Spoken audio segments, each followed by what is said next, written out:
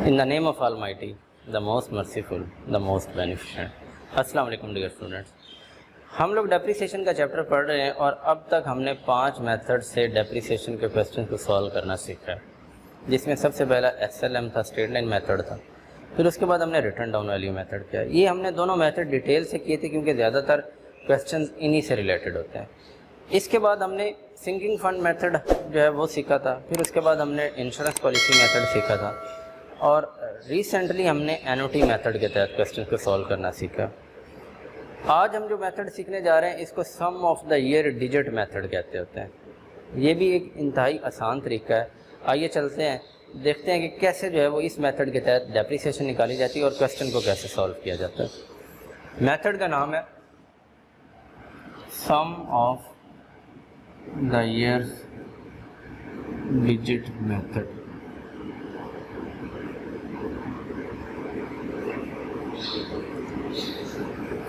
जैसे कि ये नाम बता रहा है कि आपने क्या काम करना है, सम करना है। सम का मतलब क्या होता है? जमा करना है। किसको जमा करना है?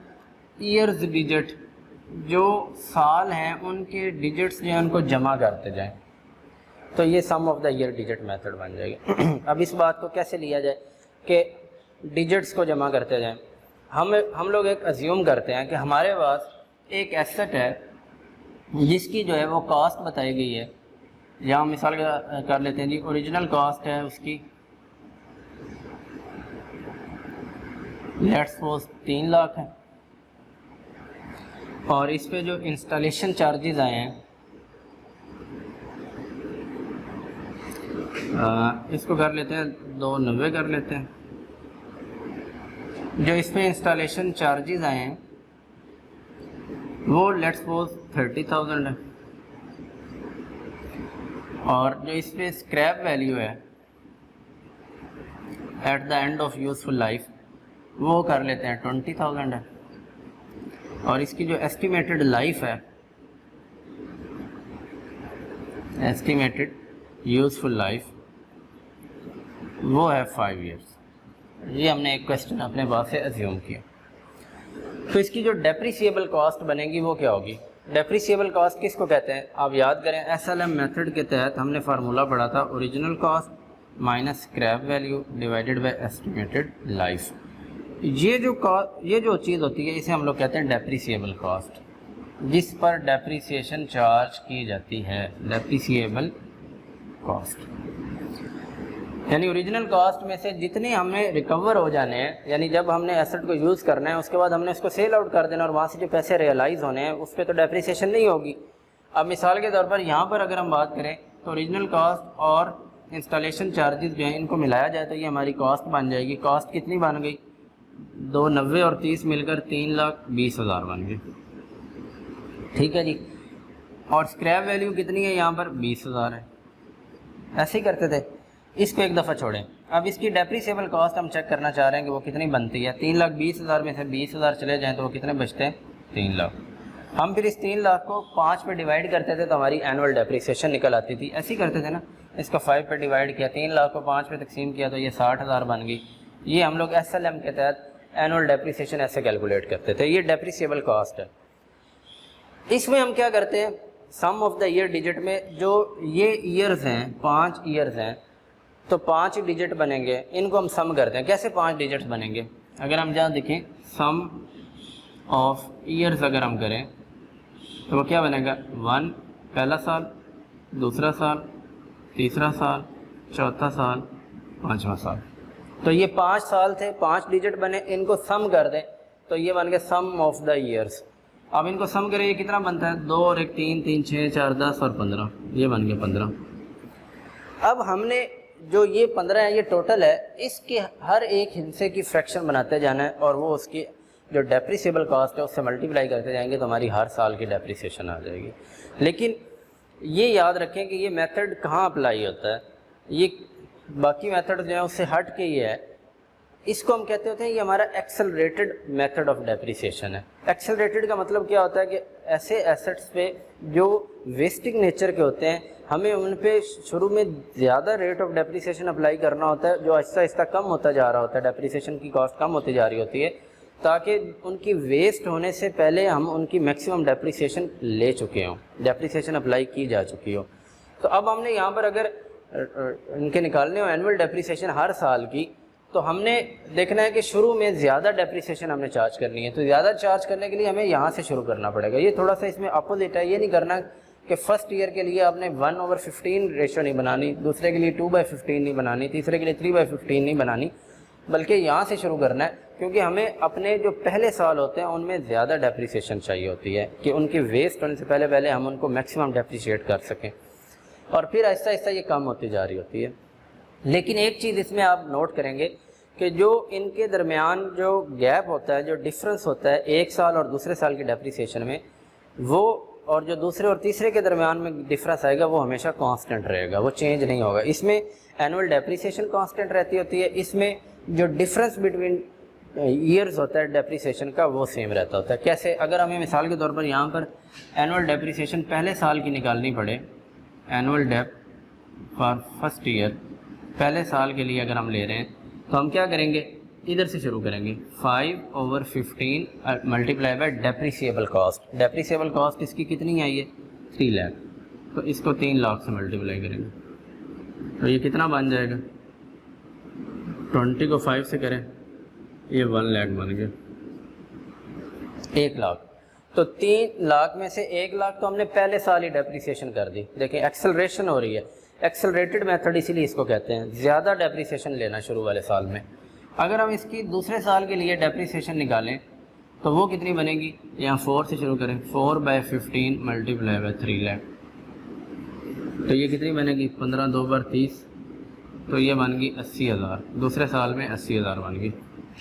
तीसरे साल में अगर हम चेक करें तो वो कितनी बन रही है? थर्ड ईयर में आ जाएगा 3/15 मल्टीप्लाई बाय 3 लाख, तो 15 2 बार 30, 20 को 3 से मल्टीप्लाई किया तो ये बन गई 60,000।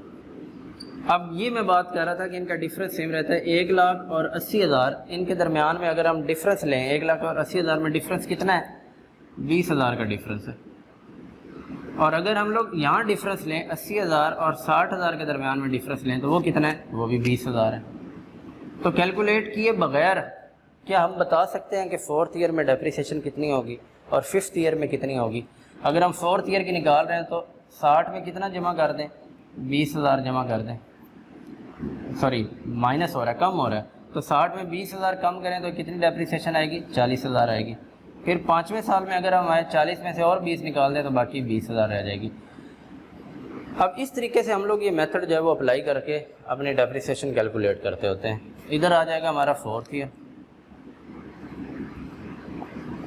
3/15 मल्टीप्लाई बाय 3 लाख। ये देखें ज़रा चेक करें, 20 ज़रा 3 करें, सॉरी यहाँ 3 नहीं है, चौथे साल में यहाँ 2 है। तो 20 को 2 से मल्टीप्लाई किया 40 आ गया। अब आ जाता है 5th ईयर। 5th ईयर में ये 1/15 होगा मल्टीप्लाई बाय 3 लाख, तो ये 20,000 को 1 से ज़रब दी तो ये 20,000 ही आ गया। तो हर साल में कितना गैप आ रहा है? 20,000 का आ रहा है। तो ये हमारी डेप्रिसिएशन आ गई है। अब इससे हमें जो है वो अकाउंट बनाना पड़े एसेट का, तो कितना ही ईजी है। अकाउंट बना लेते हैं यहाँ पे, डेप्रिसिएशन का अकाउंट। इसको मैं इरेज करने लगा हूँ।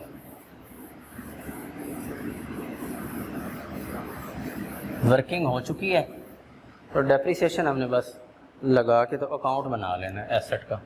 अगर यहाँ पर बना लिया जाए, ये मशीन हम बात कर रहे थे तो मशीन का अकाउंट हम बना लेते हैं यहाँ पे।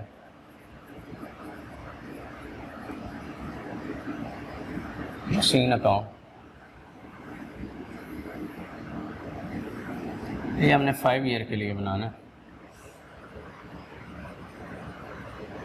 ये डेट आ गई, पर्टिकुलर्स आ जाएंगे,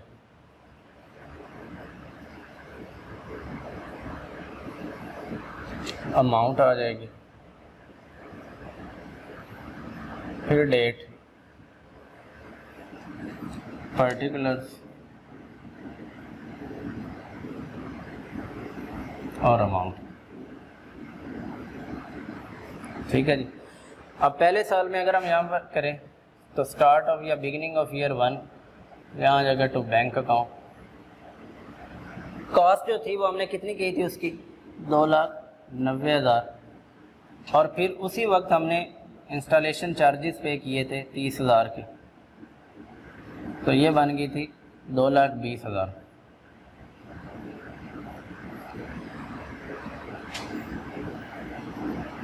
end of year 1 bye depreciation account,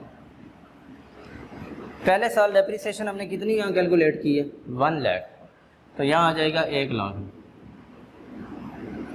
और फिर इसका हम बैलेंस निकालेंगे, बैलेंस CD 2,20,000 में से 1 लाख निकल जाएगा तो पीछे 1,20,000 रह जाएंगे।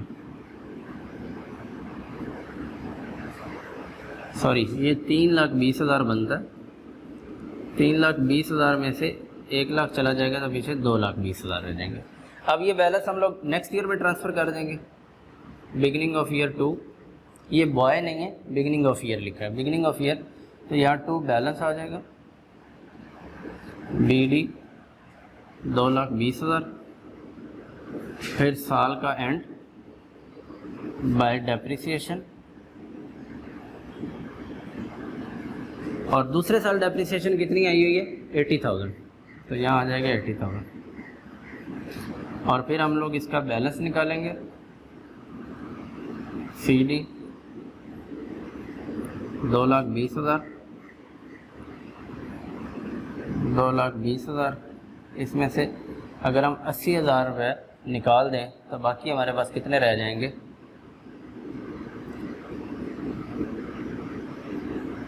140।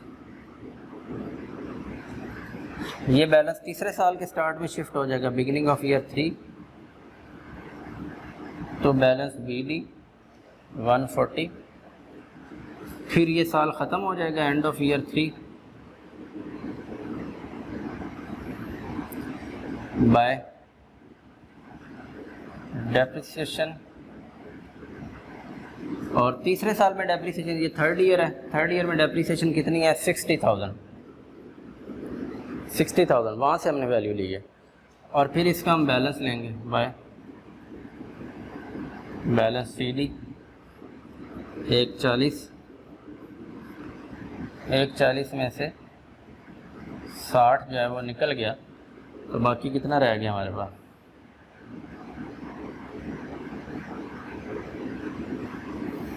80। बिगिनिंग ऑफ ईयर 4, ये बैलेंस इधर आ जाएगा, 2 बैलेंस BD 80,000, फिर साल एंड हो गया 4th बाय डेप्रिसिएशन, डेप्रिसिएशन कहाँ से आएगी, डेप्रिसिएशन 4th ईयर की ये 40,000, फिर हमने इसका बैलेंस निकालना है, CD 80,000, 80 में से 40 माइनस कर दें तो बाकी 40,000 है। आखिरी साल शुरू हो गया, ये बैलेंस इधर आ जाएगा, यहाँ beginning of year 5 to balance BD 40,000, फिर 5वां साल ख़त्म हो गया और हमने साल के एंड पे क्या निकालना होता है, डेप्रिसिएशन, और 5वें साल की डेप्रिसिएशन ये आखिर पे दी हुई है 20,000, और फिर हम इसका बैलेंस निकालेंगे, और ये बन गया हमारे पास 40,000, और इधर भी 40,000, और ये बैलेंस हमारा 20,000 यहाँ पे। हमें ये बैलेंस नहीं लिखना चाहिए, ये हमने स्क्रैप में उसको सेल आउट कर देना। अगर वो कस्टमर बता दे कि हमने इसको स्क्रैप में 20,000 में सेल आउट कर दिया है, तो वो हमारा 20,000 यहाँ पर बैंक में आ जाएगा। अगर वो प्रॉफिट पे सेल हो रहा होगा, 20 से ज़्यादा का कर रहा होगा, तो प्रॉफिट आएगा, वो इधर आ जाएगा। अगर वो 20 से कम पे सेल आउट कर रहा है, फिर वो हमारा लॉस हो जाएगा। ये स्क्रैप वैल्यू आई है एंड पे। तो अगर वो इक्वल पे हम अज्यूम कर रहे हैं यहाँ पर, वो इक्वल पे सेल आउट हो गया, तो हम बैंक में चार्ज कर देंगे। अगर वो कुछ भी नहीं बताता कि ये सेल हुआ है या नहीं, और 5 ईयर के लिए बता रहे हैं, फिर आपने यहाँ पर क्या लिख देना है, बैलेंस लिख देना है। तो ये जो बैलेंस शो हो रहा होगा ये किसको 5वें साल के एंड पे शो हो रहा होगा, ये स्क्रैप वैल्यू का शो हो रहा होगा। और स्क्रैप वैल्यू हमारी कितनी थी, 20,000 थी। तो ये हमारा and sum of the year digit method था कि हमने डेप्रिसिएशन का अकाउंट वैसे ही SLM की तरह बना, डेप्रिसिएशन जो है वो चेंज हो रही है, बाकी काम वही है, इजी है। वो डेप्रिसिएशन कैलकुलेट कैसे की है वो एक दफ़ा मैं दोबारा रिवाइज कर देता हूँ। सम ऑफ द ईयर डिजिट का मतलब ये होता है कि जितनी लाइफ बताई गई हो उतने हम लोग यहाँ पे उसको सम करके यहाँ पे लिख देते होते हैं और फिर एंड से स्टार्ट करते हैं। पहले साल ज़्यादा हमने डेप्रिसिएशन लेनी होती है क्योंकि ये मेथड हम अप्लाई कर रहे होते हैं वेस्टिंग एसेट के ऊपर, ऐसे एसेट जिनकी नेचर वेस्टिंग नेचर की होती है। तो पहले हमने एक्सेलरेटेड मेथड है ये, ताकि पहले साल के अंदर पहले सालों में ज़्यादा डेप्रिसिएशन चार्ज हो जाए। अब देखिए यहाँ पर आप 1,80,000 3 लाख डेप्रिसिएबल कॉस्ट है, 5 साल इस एसेट ने यूज़ होना है, 1,80 तो पहले 2 साल में इस्तेमाल हो गया, यानी मोर देन 50% डेप्रिसिएशन हमने पहले 2 साल में कैलकुलेट कर लिए। तो बाकी एंड पे लेके जा रहे हैं और वो भी देखिए बतदरीज कम होती जा रही है। तो 5/15 ये बनाएंगे पहले साल के लिए, 4/15 दूसरे के लिए, 3/15, 2/15 और 1/15 और मल्टीप्लाई करना होता है डेप्रिसिएबल कॉस्ट है। डेप्रिसिएबल कॉस्ट कैसे आती है, ओरिजिनल कॉस्ट में से स्क्रैप वैल्यू अगर हम माइनस कर दें तो बाकी हमारी डेप्रिसिएबल कॉस्ट आती है। अच्छा एक बात और, ये तो 5 ईयर्स थे तो हमने इजीली 1 से लेकर 5 तक लेकर 15 तक काउंट कर लिए थे। लेकिन आपके पास क्वेश्चन ऐसा भी आ सकता है जिसमें एस्टिमेटेड लाइफ वो बता दे 20 ईयर्स है, 30 ईयर्स है, 40 ईयर्स है। तो इस तरह तो हम सम करते करते जो है वो मुश्किल हो जाएगा हमारे लिए कैलकुलेट करना कि उसका टोटल सम कितना आता है। तो ऐसे के लिए हमें जो है वो एक फार्मूला मिल जाता है कि उसका सम निकालने का, और वो फार्मूला क्या है, अगर हमने इसका सम का फार्मूला यहाँ से लेना हो तो वो बनेगा n इंटू n + 1/2।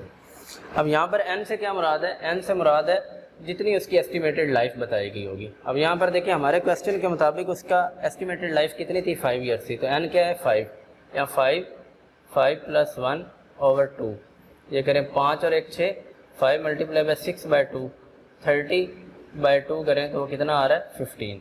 तो ऐसे सम निकालने की बजाय हमने फार्मूला के जरिए भी निकाल सकते हैं, 15 आएगा। और वो फार्मूला क्या है, n इंटू n + 1/2। n क्या है एस्टिमेटेड लाइफ, इनको हमने प्लस करके 1 के अंदर फिर n से मल्टीप्लाई करना और 2 पे डिवाइड कर दें तो वो भी हमारा सम कैलकुलेट हो जाएगा।